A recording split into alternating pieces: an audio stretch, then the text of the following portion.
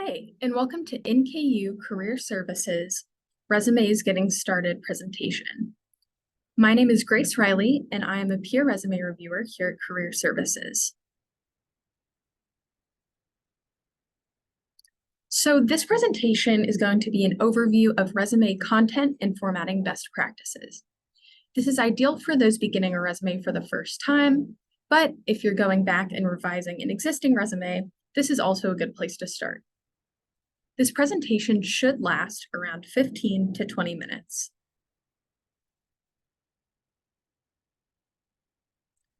So, as I go through each section, I want you to think about your strengths and past experiences. What could you include in each category? It's best to begin with a blank Microsoft Word document. We usually say to avoid templates. And we also suggest taking a look at our resume preparation guide. And so here's a QR code, which will take you to that guide, but there are several super helpful examples in there, which might help give you a starting point for your resume. So first, we're going to go over the basic building blocks of a resume, and then we'll go into a little bit more about formatting. There are 4 basic building blocks to each resume. That includes contact information, objective, education, and experience. Contact information should be at the top of your resume. It should include your first and last name. And underneath that, you should have an updated, appropriate, and professional email address, phone number, and then you can optionally include the city and state where you live. You can also include a LinkedIn link if you'd like, but we suggest if you do that, including the full link. So next up is objective. And while technically this is optional, we do recommend it for students specifically because it can provide a focus for the rest of your resume. And it lets the employer know what type of position you're seeking. Generally, it should match the job that you are applying for, so you can customize this to each job. And this really works well, as I mentioned, for students and people seeking their first professional experience. And you want to keep it brief, usually around 1 sentence. And there are 3 styles of objective. The first is position. This is if you know very specifically the job title that you're looking for. And so, for example, this person knows that they're looking for a job as a commercial artist. The next 2, field and skill, both of these styles of objective are a little bit more vague. So it kind of keeps your options open a little bit more. Maybe if you're going to a career fair and you're wanting to show that maybe you know what field you want to work in, but you're not for sure what types of jobs exist in that field yet.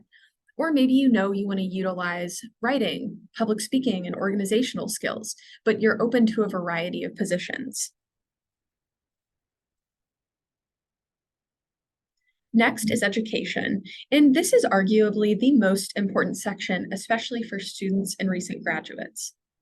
So this should be at the top of your resume, and it should begin with your most recent education, even if it's still in progress. So for most of you, that would be NKU. And yeah, as I mentioned, you do want to make sure that you include all degrees that you're currently getting, even if you're still in the process of getting it. So here's an example. So here you can see they began with the name of their school, Northern Kentucky University, the city and state where it's located, Highland Heights, Kentucky. Then underneath that, the full title of your degree. So Bachelor of Science in Sociology in this case.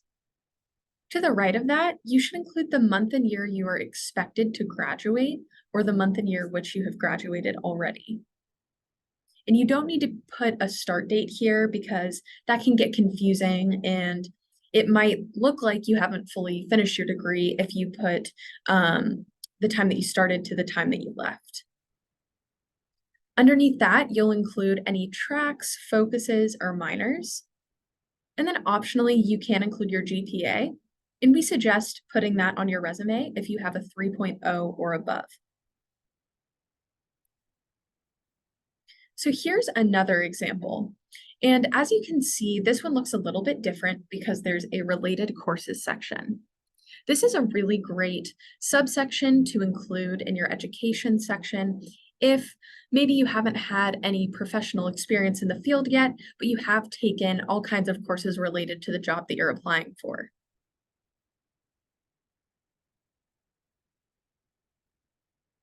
There are several more optional subcategories to include in education.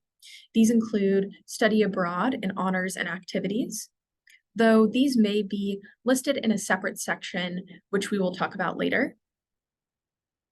In terms of other colleges attended, you do want to include if you have received a degree from another college, though if you've transferred from another college, it's not exactly necessary. And then in terms of high school, we usually say once you're around sophomore, junior, senior year, once you start gaining more related experiences, more current experiences, you can go ahead and remove high school from your resume. So next is experience. And so this can be paid or unpaid. So it's important to think about the most relevant experiences that you have had, as I mentioned, paid or unpaid jobs, which relate to the job that you're applying for. This can be anything from employment to volunteering, organizations, internships, shadowing, class projects, research. All sorts of things can go in this section as long as you're being focused. So here is an example of a traditional employment experience. So first, you start out with the name of the organization. So this person worked at Dillard's, and then you follow that up with the city and state. So Crestview Hills, Kentucky. Underneath that, in italics, you can see they've included their job title, sales associate. They've also indicated the department that they worked in. So if there's any extra information you think could be helpful, you can add that in here. And then to the right of that, they put the dates which they started and ended this position. Something unique about this employment experience is that it's a seasonal position. So they've only worked at Dillard's during the summers of 2018 and 2019. So this is a great way to list seasonal employment, though keep in mind, if this was not a seasonal employment, you would start out with the month and year you started to the month and year you ended, or you could say to present. And so underneath that, you're going to have some job description bullet points. And each one of these should begin with a strong action verb that demonstrates some sort of skill that they learned during this experience.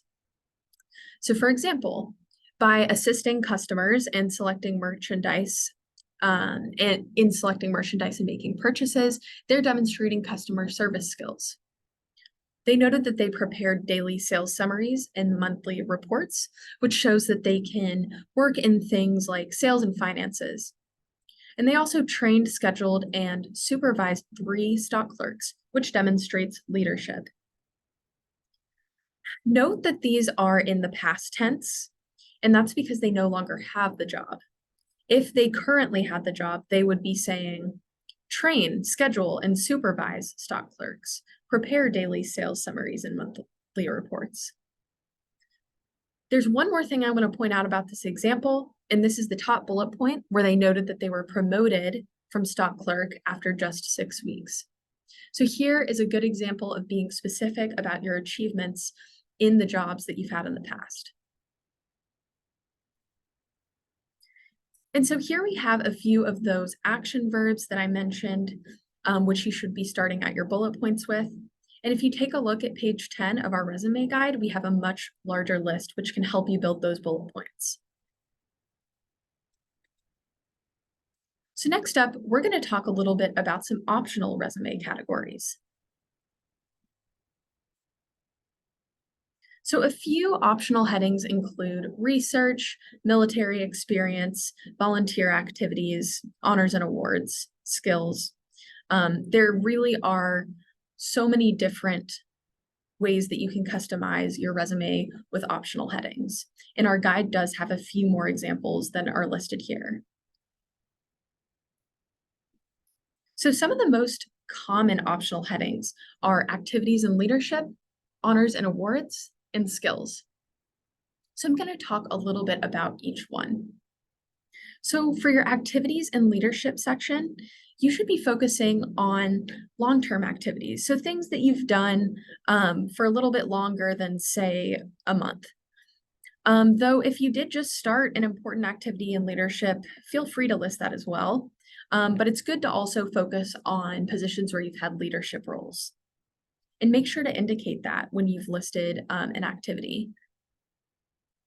So next is honors and awards. And as I mentioned earlier, these can be listed in your education section.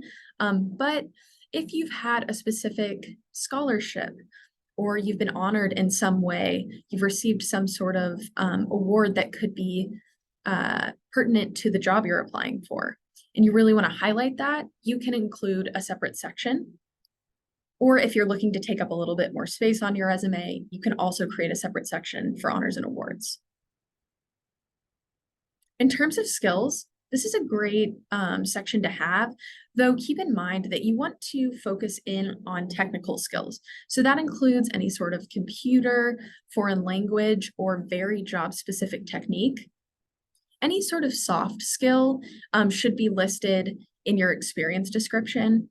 So an example of a soft skill would be communication, or maybe teamwork, motivation, time management, something like that. Instead of listing it outright in your skills section, by reading your experience descriptions, the employer should be able to gather that you have those soft skills. So that's why it's really important to develop those bullet points. So now we'll talk a little bit more about formatting. So I do have a few more content suggestions here. So you want to keep your resume 1 to 2 pages. A lot of times you'll want to keep it to 1, but if you have a lot of important experience, it is okay to go on to a second page as long as you're taking up at least half of that second page. Though in order to keep all the information on your resume relevant and to keep it within that 1 to 2 page range, you may need to edit or remove information. And in order to decide what to keep, you want to think about what most positively reflects your qualifications and what is most related to the job you're applying for. You also want to use a variety of verbs and make sure that you're avoiding repetition. So now I have a few formatting suggestions. For your resume, you want to use a traditional, easy-to-read font like Arial, Times New Roman, or Calibri. Font size should be in between 10 and 12 point, with your name a little bit larger at the top. And you can use capitalization, italics, bold facing, but just be sure that you're not overusing them and that you're being consistent with it. And so all of these suggestions can help make sure that your resume is easy to read and is straightforward for the employer to understand. And along with that, you want to also think about your layout and how things are placed on the page. So you want to make sure you're balancing your resume. So you don't want everything to be to the left or the right side. One good way of doing this is by including dates on the right side of the page. And at the same time, you really do want to avoid 2-column layouts. Sometimes 2-column layouts, depending on the format that the employer is reading the application in, it can put together the information and make it difficult to read. And it can also make it really difficult for you to edit going back. So you do want to stick to just a straightforward, 1-column layout, maybe with dates on the right side of the page, as I mentioned. And margins should not be too narrow. At the same time, you want to leave a little bit of white space around the page. So on Microsoft Word, that's normal or narrow margins. And as a resume reviewer, I see a lot of resumes, and there are a few common mistakes that I want to talk about. So the first is using text boxes or photos. As I mentioned earlier, sometimes formatting can get mixed up when you use elements from templates or 2-column layouts. So anything in a text box table, anything within a special type of border or that has a lot of heavy formatting can be difficult for applicant tracking systems to read. And a lot of employers also don't like to see pictures of the applicant before they've reviewed their qualifications. So you really do want to stick to a sort of straightforward resume layout, avoiding text boxes, pictures, and all of those other heavily formatted elements that I've talked about. Something else is using improper tense. So keep in mind that if you have a current job that you're listing on your resume, you should be writing in present tense. And if you have a past position, make sure you're writing in past tense. Something else is use of personal pronouns like I, me, and we. You do want to avoid this in your resume. Lack of action verbs can also make a resume a little bit boring, and it's good to make sure that you're varying your verb choice to keep it exciting and also to demonstrate that you have all of those important skills that we talked about. Incorrect degree title. So surprisingly enough, a lot of times people don't know the full title of their degree, and that's okay. But one way to figure out what degree you're getting, what's the specific title of your major, is to go into your degree audit in MyNKU and double check if you're getting a Bachelor of Arts, Bachelor of Science. Make sure you know the proper name of your major. And then finally, unprofessional email addresses do not look great on a resume. I know when I was in middle school, I had sort of a funny email address, but it's good. Now is a good time to make sure that your resume, the email that you put on your resume, is updated and professional sounding. And overall, your resume should be error-free. So we can help you with that at Career Services, and feedback is free to students. So you can send in your resume at resumehelp@nku.edu for feedback. And we do request that you send it in as a Microsoft Word document copy because we are able to leave comments and make changes on that format of document.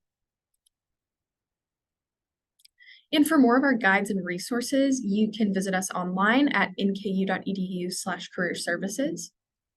And if you would like to ask a question or schedule an appointment, you can call us at the phone number here or email careerservices@nku.edu. Another way to schedule an appointment with us is through using Handshake. Handshake is a career building website you can access through NKU. You can find internships, jobs, and connect with professionals in your field. And to get started, you can visit this link here. Thank you so much, and best of luck in writing your resume.